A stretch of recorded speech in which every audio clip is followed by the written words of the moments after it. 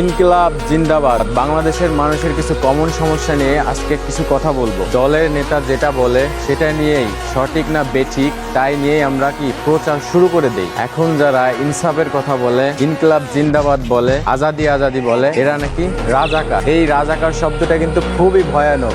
এই এক রাজাকার বলাতেই কিন্তু শেখ হাসিনার পতন হয়েছিল। আচ্ছা, এই ইনকিলাব জিন্দাবাদ বলতে যদি পাকিস্তানের ব্রিজ বলা হয়, তাহলে বাংলা ভাষায় এমন অনেকগুলো শব্দ আসে যা অনেক মিল আছে, যেগুলো আপনাদের সাথে আমি কিছু বলি।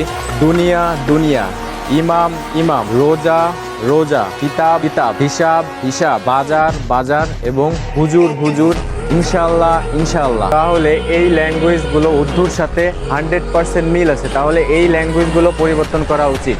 কারণ ইনকিলাব জিন্দাবাদ বলাতে তাদের এত সমস্যা কিসের? ইনকিলাব জিন্দাবাদ বলাতে তাদের কলিজাতে লাগে, ফ্যাসিস্টদের কলিজাতে লাগে। কারণ ফ্যাসিস্টদের মূল পতনের মূল কারণই হচ্ছে এই ইনকিলাব জিন্দাবাদ। ইনকিলাব জিন্দাবাদ।